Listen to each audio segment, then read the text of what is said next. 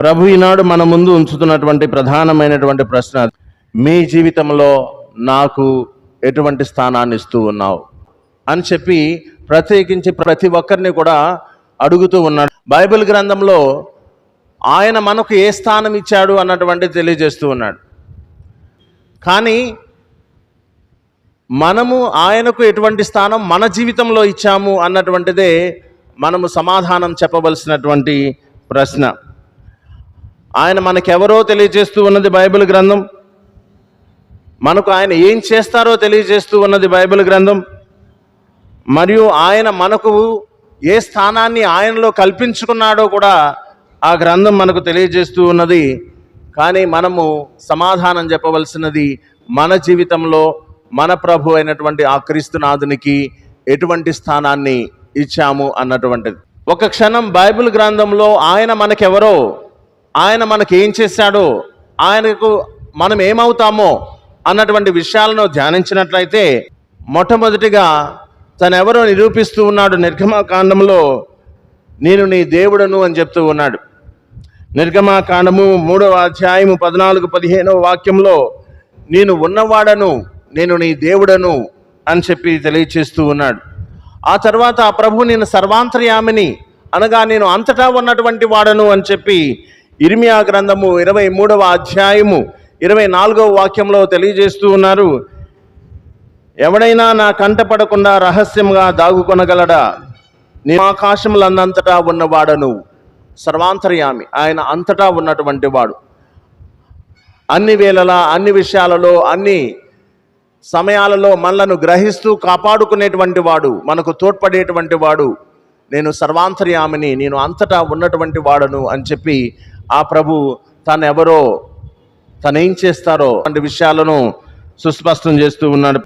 ఇంకా ఆయనని సృష్టికర్తను నేను అని చెప్తూ ఉన్నాడు. ఆదికాండము 1వ అధ్యాయము 1-8 వాక్యాలు చదువుకున్నట్లయితే మనకు అదే విషయం తెలియజేస్తూ ఉన్నది. దేవుడు సర్వశూన్యము నుండి సమస్తమును సృష్టించను అని చెప్పి, దేవుడు సర్వశూన్యము నుండి సమస్తమును సృష్టించను అన్నటువంటి విషయాన్ని తెలియచేస్తూ ఉన్నాడు. ఆయన మన యొక్క సృష్టికర్త. అలా సృష్టించడానికి కారణం ఆయన మన పట్ల ఉన్నటువంటి ప్రేమ. అందువలనే ఆ ప్రభు మనకేం చెప్తూ ఉన్నాడు, నేను ప్రేమామయుడును అన్నటువంటి విషయాన్ని యెషయా గ్రంథంలో తెలియజేస్తూ ఉన్నాడు. 49వ అధ్యాయంలో దేవుడు తల్లిలా ప్రేమిస్తాడు అన్నటువంటి విషయాన్ని తెలియజేస్తున్నాడు. ఏ విధంగా అయితే నీ తల్లి నిన్ను ఎంతో అల్లారు ముద్దుగా పెంచి పోషించి ప్రేమిస్తూ ఉన్నదో, అదేవిధంగా ఆ దేవాది దేవుడు కూడా మనలను ప్రేమిస్తాడు. నేను నీ యొక్క ప్రేమామయుడను అని చెప్పి ఆ ప్రభు మనకు తెలియపరుస్తూ ఉన్నాడు. లేవికాండము 19వ అధ్యాయం 2వ వాక్యంలో మీ దేవుడొక ప్రభు ఆయన నేను పవిత్రుడను కనుక మీరు కూడా పవిత్రులై ఉండండి అని చెప్పి ప్రబోధిస్తూ ఉన్నాడు. ఇంకా ఆయన మనకు ఏమవుతారు అన్నటువంటి విషయానికి వస్తున్నట్లయితే ద్వితీయోపదేశకాండం 38వ అధ్యాయము 6వ వాక్యంలో తెలియజేస్తూ ఉన్నాడు, అతడు మాకు తండ్రి, మేము ఆయన యొక్క బిడ్డలము అని చెప్తూ ఉన్నాడు. అనగా ఆ దేవాది దేవుడు మనందరికీ కూడా తండ్రి అయి ఉన్నాడు అని చెప్పేసి రాజుల గ్రంథంలోను మరియు మత్తయి శుభవార్త పరలోకమందున్నటువంటి మా తండ్రి అంటూ, ఇంకా యోహాను సువిశేషం 14వ అధ్యాయం 11వ వాక్యంలో నేను తండ్రి యందు ఉన్నవాడును, తండ్రి నా యందు ఉన్నాడు, మీరు దీన్ని విశ్వసించండి అని చెప్పి తెలియజేస్తూ ఉన్నాడు. ఈ విధంగా ప్రభు మనకు తండ్రి అన్నటువంటి విషయాన్ని ఆ ప్రభు తెలియచేస్తూ ఉన్నాడు. కాబట్టి ఈ యొక్క మాటలలో లేదా బైబిల్ గ్రంథంలో ఆ ప్రభు మనకెవరో, మనకేం చేస్తారో, మనం ఆయనకి ఏమవుతామో అన్నటువంటి విషయాన్ని తెలియచేస్తూ, నేను నీ యొక్క సృష్టికర్తను, నిన్ను సృష్టించినటువంటి వాడును, నేను ఉన్నటువంటి వాడును, నిన్ను సర్వాంతర్యామిని, నిన్ను ప్రేమించేటువంటి ప్రేమామయుడను, నీకు నేను తండ్రిని అని చెప్పి, తండ్రి ఏ విధంగా అయితే తన బిడ్డలను కాచి కాపాడి సంరక్షించుకుంటూ ఉంటాడో అదే విధమైన మాటను ప్రభు తెలియచేస్తూ ఉన్నాడు, నీకు నేను నిత్యము తోడ్పడుతూనే ఉంటాను అని చెప్పి. క్రీస్తు భగవానుడు మనల్ని అడుగుతున్నటువంటి ప్రశ్న ఏమిటంటే, మీరు నన్ను ఎవరైనా భావిస్తూ ఉన్నారు, మీ జీవితంలో నాకున్నటువంటి స్థానం ఏమిటి అని చెప్పి తెలియచేస్తూ ఉన్నాడు. ప్రియ సహోదరి సహోదరులారా, బైబిల్ గ్రంథంలో మళ్ళా చూసినట్లయితే ఆయన మనకు రక్షకుడు అన్నటువంటి విషయాన్ని తెలియజేస్తూ ఉన్నది. యేసుక్రీస్తు పేరే దాని యొక్క అర్థమే రక్షకుడు అని అర్థం, అభిషక్తుడు అని అర్థం. అటువంటి ఆ రక్షకుడు నేను అని ఆ ప్రభు మనకేమవుతారో కూడా తెలియజేస్తున్నాడు. ఇప్పటి వరకు మనం విన్నటువంటి పాత నిబంధనలో ఉన్నటువంటి వాక్యాల్లో ఆ తండ్రి దేవుడు మనకెవరు అని తెలియజేస్తూ ఉంటే, తన ఏకైక కుమారుడైనటువంటి క్రీస్తు భగవానుడు నూతన నిబంధనలో ఆయన మన యొక్క రక్షకుడు అన్నటువంటి విషయాన్ని మనకు తెలియచేస్తూ ఉన్నాడు. మరి ఈ విధంగా ప్రభు మన యొక్క రక్షకుడని, మన యొక్క స్నేహితుడని, మనల్ని స్వస్థపరిచేటువంటి వాడని, మనకు మంచి కాపరి అని, మనకు పరమ వైద్యుడు అన్నటువంటి విషయాన్ని ఆ ప్రభు ఈ యొక్క నూతన నిబంధనలో తేటతెల్లం చేస్తూ ఉన్నాడు. ఒక ప్రత్యేకమైనటువంటి వాక్యం సువార్త 11వ అధ్యాయంలో అంటాడు, మనుష్య కుమారుడు అన్నపానీయములను కూర్చుకొనుచే భోజన ప్రియుడని, మద్యరతుడని, సుంకర్లకు పాపులకు మిత్రుడు అని చెప్పి అంటున్నారు అని చెప్పి ఆ మాట అంటున్నారు. మరి పాపుల కోసం వచ్చినటువంటి ఆయన ఉదాహరణకు ఒక మద్యపానాన్ని బాగా అతిగా స్వీకరించేటువంటి వాడితో ఆ ప్రభు ఒక స్నేహితుడిగా ఏం చెప్తాడు, బాబు దీని నుంచి నువ్వు వైదొలుగు,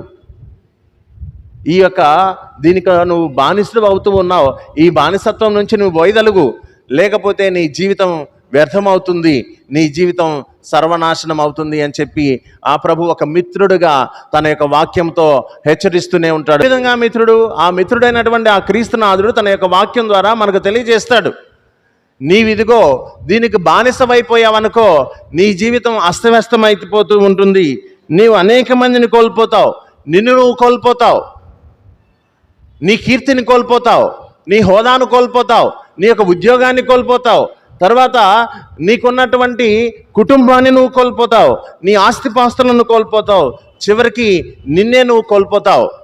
కాబట్టి దాని నుంచి దూరం అవ్వు.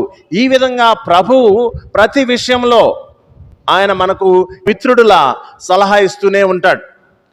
దాన్ని స్వీకరించడానికి మన జీవితంలో ఆ ప్రభువునకు మనము ఏమి స్థానం కల్పించి ఉన్నాము, ఇదే మనము సమాధానం చెప్పవలసినటువంటి ప్రశ్న. నూతన నిబంధనలో చూసినట్లయితే ఒక చోట ఒక గుడ్డివాడు అంటాడు, ఏమంటాడు ఆయన, ఈయన దేవుడి నుంచి వచ్చినటువంటి వాడు అంటాడు.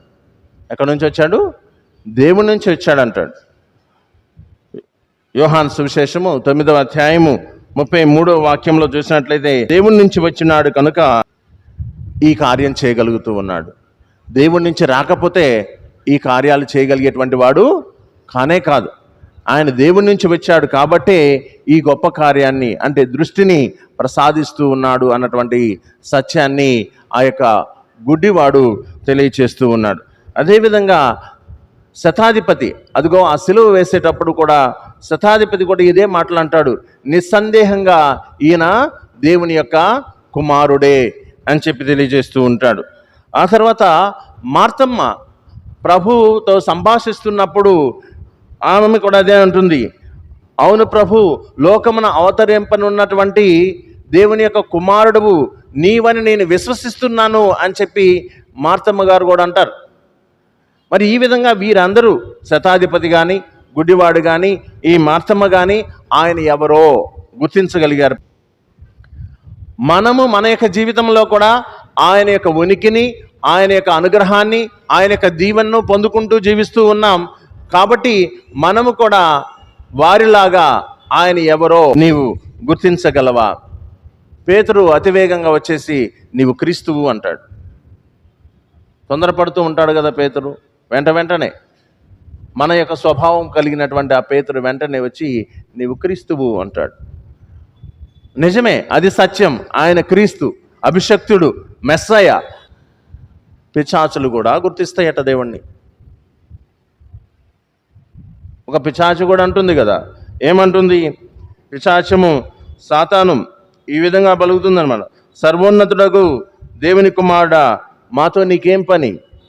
అంటే సర్వోన్నతుడు దేవుని యొక్క కుమారుడని ఆ సాతాను గుర్తించగలిగింది కదా. మరి 2వ పట్టణంలో అడుగుతున్నటువంటి ప్రశ్న ఇదే. సాతాను కూడా గుర్తించగలుగుతూ ఉన్నప్పుడు నీ విశ్వాసం ఎంత గొప్పది? నీ విశ్వాసం నేను విశ్వసిస్తూ ఉన్నానని మాత్రమే చెప్పుకుంటున్నావా, లేదా నీ క్రియలు కూడా దానికి అనుగుణంగా ఉన్నవా? క్రియలు లేనటువంటి విశ్వాసము వ్యర్థము అని చెప్తూ ఉన్నాడు. కాబట్టి మనం అందరం కూడా ఆత్మపరిశీలన చేసుకోవాలి. మనం చేసేటువంటి క్రియలలో మన విశ్వాసము వ్యక్తపరచబడుతూ ఉన్నదా? ఏ విధంగా మనం చేసేటువంటి క్రియలు ఉన్నాయో ఆత్మపరిశీలన చేసుకోండి. ప్రతి ఒక్కరూ కూడా అనేకమైనటువంటి క్రియలలో నిమగ్నం అయిపోతూ ఉంటాం కదా. మనం చేసేటువంటి ఈ క్రియలలో మన యొక్క విశ్వాసం ఉట్టిపడుతూ ఉన్నదా? మన విశ్వాసం వ్యక్తపరచబడుతూ ఉన్నదా? లేదా మన యొక్క విశ్వాసము ఎక్కడ కూడా కనిపించకుండా ఉంటుందా? తప్పనిసరిగా నీ క్రియలు ఉన్నట్లయితే అక్కడ నీ యొక్క విశ్వాసము వ్యక్తపరచబడుతుంది. క్రియలు లేనటువంటి విశ్వాసం కూడా వ్యక్తపరచవచ్చు. కానీ నిజమైనటువంటి విశ్వాసము క్రియలు ఉండి తీరాల్సిందే. అవి ఎలా మనకు చెప్తూ ఉంటాడు కదా బైబిల్ గ్రంథంలో, నేను ఆకలి కొని ఉన్నప్పుడు నాకు ఆహారం ఇచ్చావు, నేను దాహము కొని ఉన్నప్పుడు నాకు నీవు దాహాన్ని తీర్చావు, వస్త్రహీనుడై ఉన్నప్పుడు నాకు వస్త్రాలను ఇచ్చావు. ఈ మాటలు అంటున్నారే, ఇవన్నీ కూడా మన క్రియలై ఉండాలి. ఈ క్రియలు చేస్తేనే మనకు విశ్వాసం ఉన్నట్లు. కేవలం రోజు బైబిల్ గ్రంథం పట్టుకొని గుళ్ళోకి వచ్చేసి గుళ్ళో నుంచి బయటకు వెళ్ళిపోయి ఇంట్లో కూర్చొని హాయిగా వండుకొని తిని జీవితం సాగిస్తే మనకు విశ్వాసం ఉన్నట్టు కాదట. అదే యాకోబు గారు చెప్తూ ఉన్నాడు, నీ యొక్క క్రియలు నీ యొక్క విశ్వాసాన్ని బహిర్గతం చేయాలి, బహిరంగపరచాలి. అటువంటి విశ్వాసం అనుకున్నదా? అటువంటి విశ్వాసం మనకు ఉన్నట్లయితే ఆయన ఎవరో మనం చెప్పగలుగుతాం మన యొక్క జీవితంలో. ఏ విధంగా? నీవు నన్ను కాపాడేటువంటి వాడువు, నీవు నన్ను కాచి కాపాడేటువంటి వాడువు, నీవు నన్ను రక్షించేటువంటి వాడువు, నీవు నాకు రక్షకుడువు, నీవు నా మంచి కాపరివి, నీవు నన్ను స్వస్థపరిచేటువంటి వాడవు, నీవు నా యొక్క సమస్తమును కూడా నాకు సమకూర్చేటువంటి వాడు అని ఆ ప్రభువు గురించి మనం ఏర్పరచుకున్నటువంటి స్థానాన్ని మనం వ్యక్తపరచగలుగుతాం. స్వార్థం మనలో ఎక్కువ ఉన్నంతసేపు ఇది అసాధ్యం. స్వార్థం ఉంటుంది, ప్రతి ఒక్కరికి ఉంటుంది. ప్రతి మనిషి కూడా స్వార్థపరుడే. స్వార్థం ఉంటే ఆయనకు మన యొక్క జీవితంలో తగినటువంటి స్థానాన్ని ఇవ్వలేము. కాబట్టి ప్రభు అడుగుతున్నటువంటి ఈ ప్రశ్నని ఎవరినని మీరు భావిస్తూ ఉన్నారు? నువ్వు ధైర్యంగా చెప్పగలిగి ఉండాలి, నీవు నా రక్షకుడవు, నన్ను కాపాడేటువంటి వాడవు. అటువంటి విశ్వాసాన్ని మనలో కల్పించమని, మనం చేసేటువంటి క్రియల ద్వారా మన యొక్క విశ్వాసం బహిర్గతం చేసుకునేటువంటి అనుగ్రహాన్ని మనకు దయచేయమని ఆ భగవంతుని ప్రార్థిస్తూ ఈ దివ్య పూజాబలిలో పాల్గొందాం.